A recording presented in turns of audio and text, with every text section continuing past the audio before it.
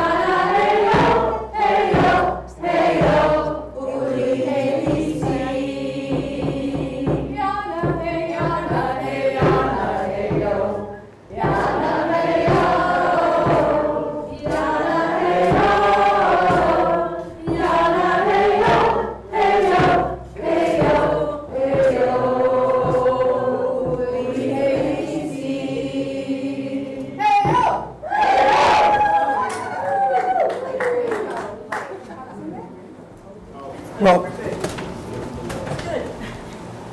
thank you. Thank you, Doug Harris, for being here. I'm so excited to hear your story.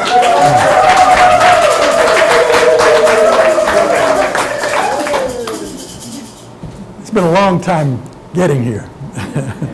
I didn't know how many decades ago this journey started, but I had a friend who shared Diane's book with me probably about 30 years ago. And she said, one day you'll meet her. And I said, yeah, sure, okay. And it's one of those works that I find that what I haven't read, I've been living. And by seeking to live a balanced life, apparently I've been following the footsteps of what Diane Yahoo perceived more than 30 years ago. So, I'm a Deputy Tribal Historic Preservation Officer with the Narragansett Indian Tribal Historic Preservation Office. That office is run, yeah, well, it gets longer. That office is led by the Tribal Historic Preservation Officer, whose name is John Brown. And John Brown was the apprentice medicine man for about 35, 40 years.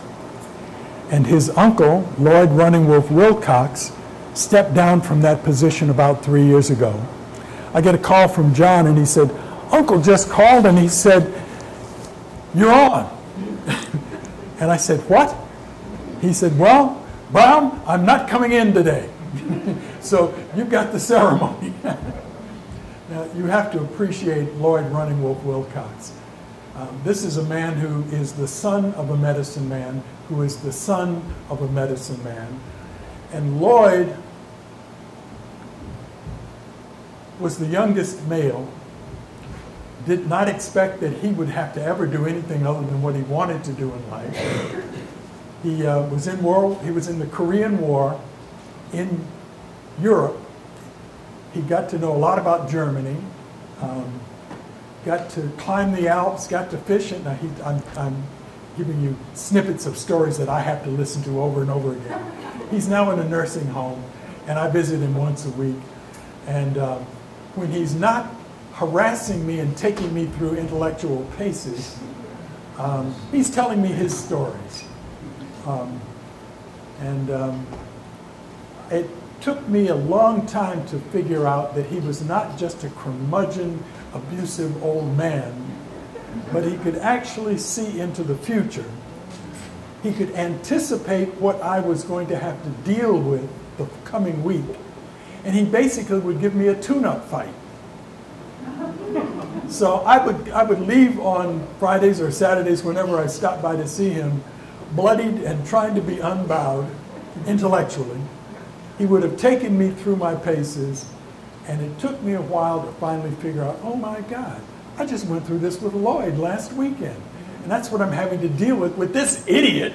It was always somebody who I would wish to disrespect, but Lloyd had given me the tools with which I could actually not only disrespect them, but win them to an argument. So, that's a little bit about Lloyd running with Wilcox, a little bit about John Brown.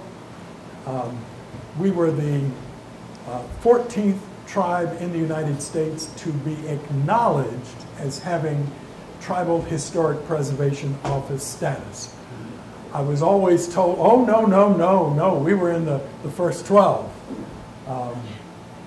And then I found out from a woman from the National Park Service just a few weeks ago, oh, the reason that you all are not in the first 12 is because the first 12 counts the first 12 tribes that actually received money.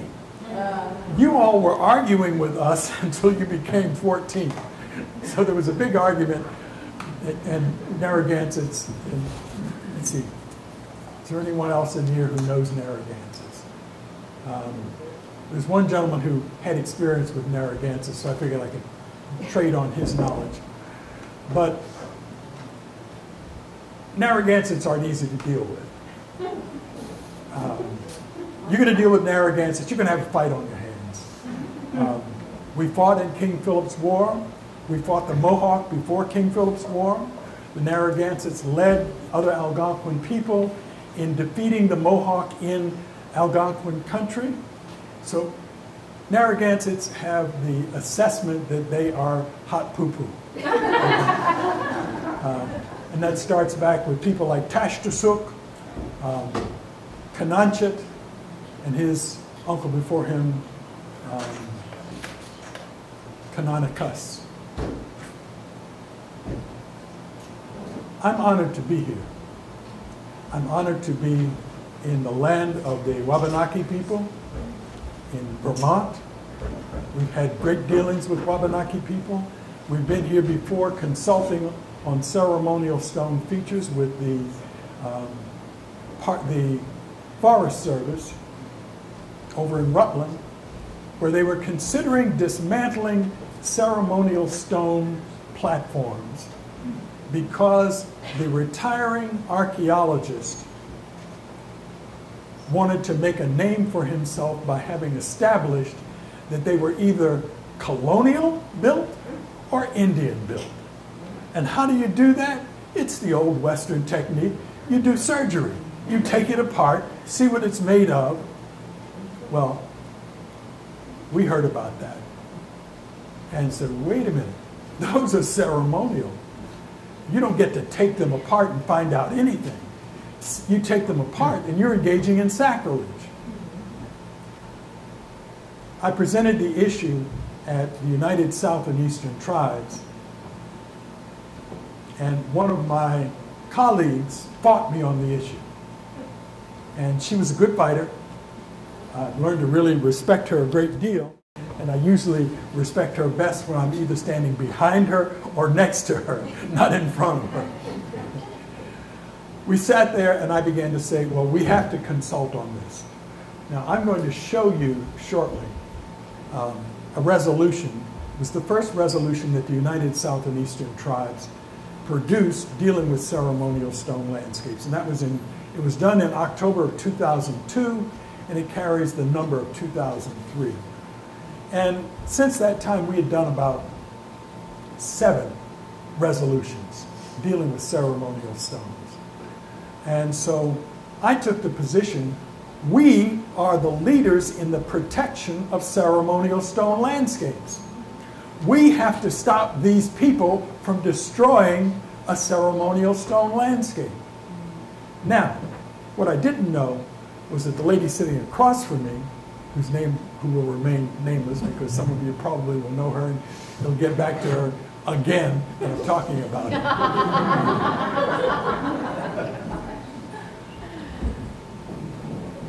Her tribe had brought this other tribe from Wisconsin to visit United South and Eastern Tribes about 2 years before. So they perceived that these were their friends. And here was one of their friend tribes that was going to consult on this dismantling. Well, my position is that if, in fact, we protect ceremonial stone landscapes, it doesn't matter if it's a tribe that's saying dismantle it or the federal government. They're not going to dismantle it. Well, the person sitting across from me said, "No, no, no!" And I said, "Oh my God, I've never heard that coming from her before." But she was focusing all this energy on poor little me, who thought that she would be working along with me. She said, "You can't do that. That's a federally recognized tribe, and they have the right to consult the way they want to consult." And I said, federal, tribe, or not, they do not have the right to dismantle a ceremonial stone feature. And she said, as a federally recognized tribe, they have the right to consult however they wish to. Well, we battled back and forth for a couple of hours. And I then stepped outside and asked the chairman of the committee if he would step out with me. I said, this isn't going to end well. I said, if I win, she loses. If she loses, we've all got a problem. So I said, I'm going to take the issue off the table. I know my backup position. I will apply for consultation, and I will get it on behalf of the Narragansett tribe. And if I can get a few other tribes to apply for consultation, then we'll go to Vermont and we'll deal with the Forest Service. He, chairman of the committee, was the Tribal Historic Preservation Officer with the Porch Band of Creek. I need to know, can you see and hear okay? Yes, if you speak a little louder, I'll hear you better. I will yell because it's you. What happened to the children? Oh, that shifts my focus a little bit. Because as much as I want you all to understand all of this, it's absolutely essential that that generation hear the words. So if we can get them back in, that would be great.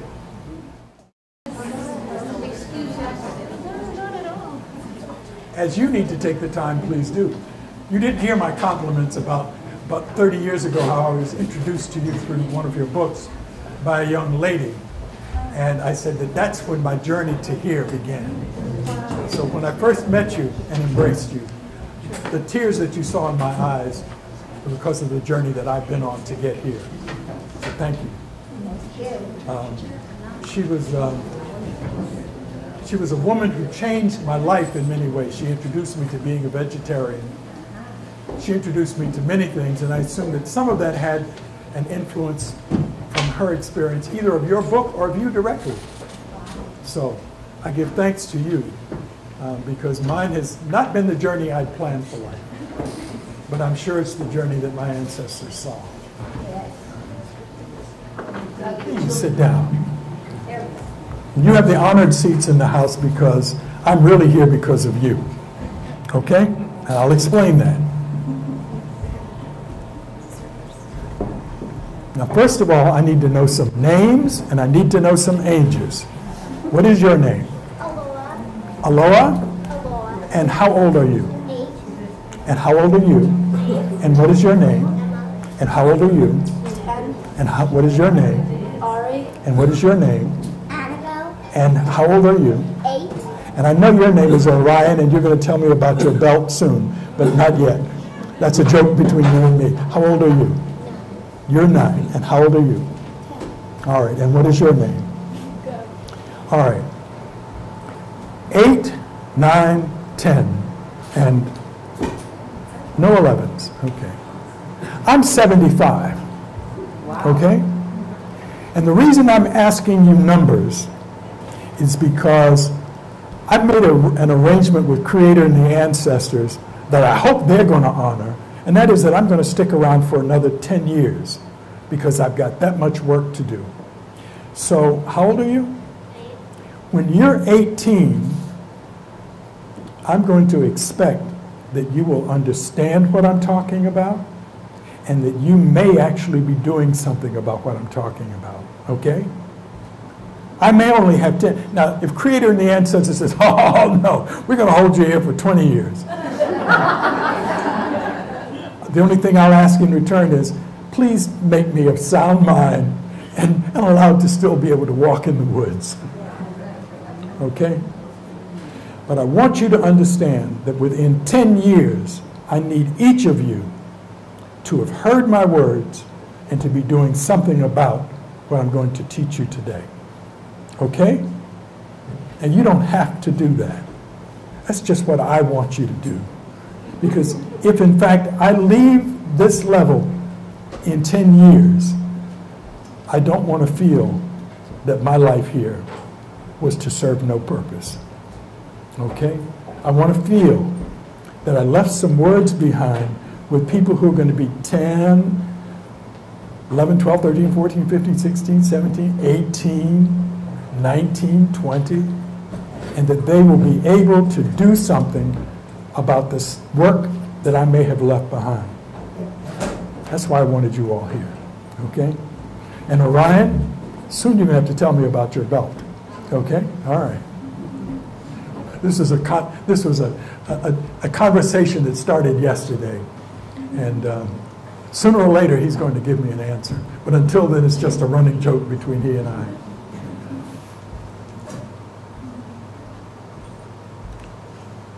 It's truly an honor to be in the land of the Wabanaki,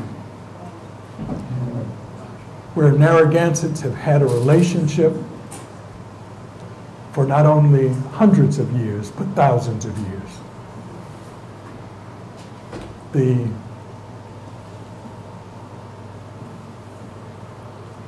Algonquin people have always known about their cousins, whether it was we to they or they to we. We were always family, and what we understood was that as Algonquin people we had, and I was told that that's a French determination. They picked one tribe and they said everybody else talks the same language and has the same customs as these people that we know, and those were the Algonquin people. I was told by my elder, Ella Sikatow, what they're talking about is Anishki Tampawak. I said, oh, okay. So our word for this family is Inishki Tampawak.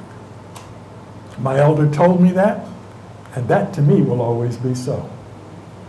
So, the word that I got historically was that the Mohawk,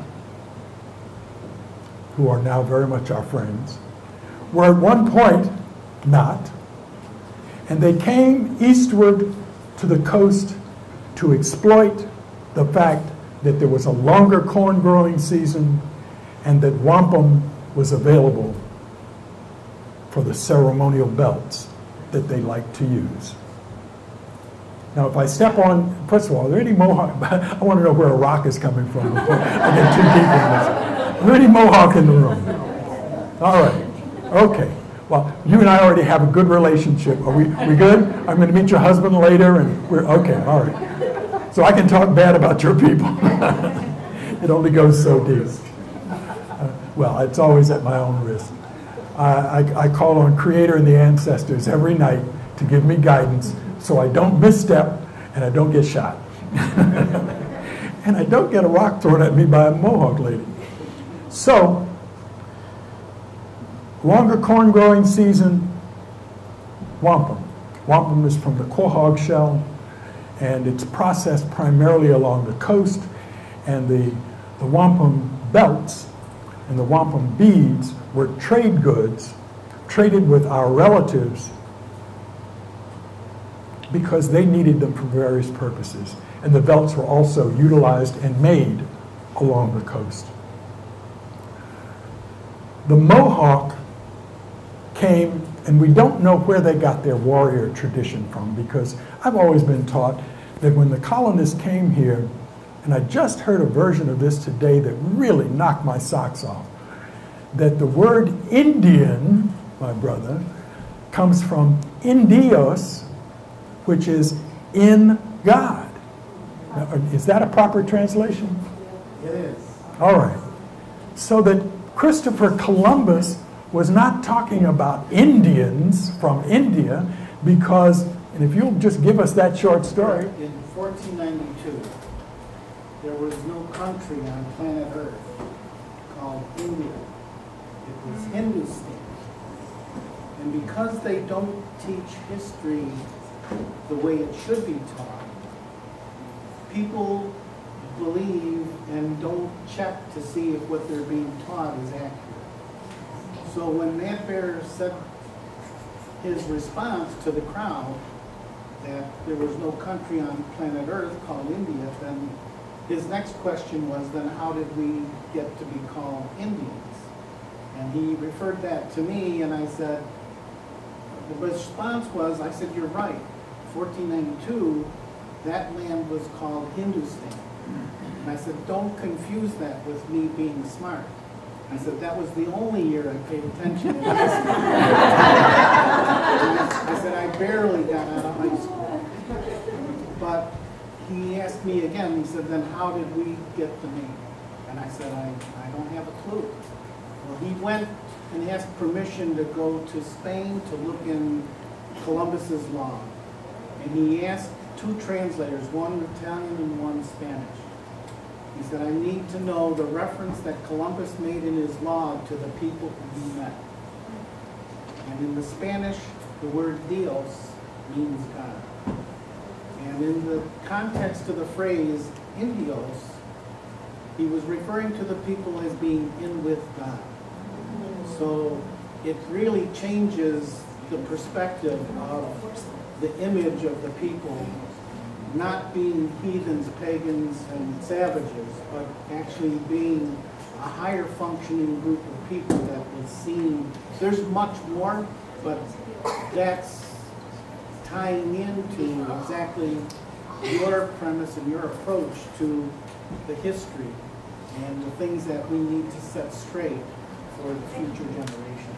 Well, I thank you gave it to me today, because there's a part of me that has always felt somehow or other less than the people that Columbus was actually seeking.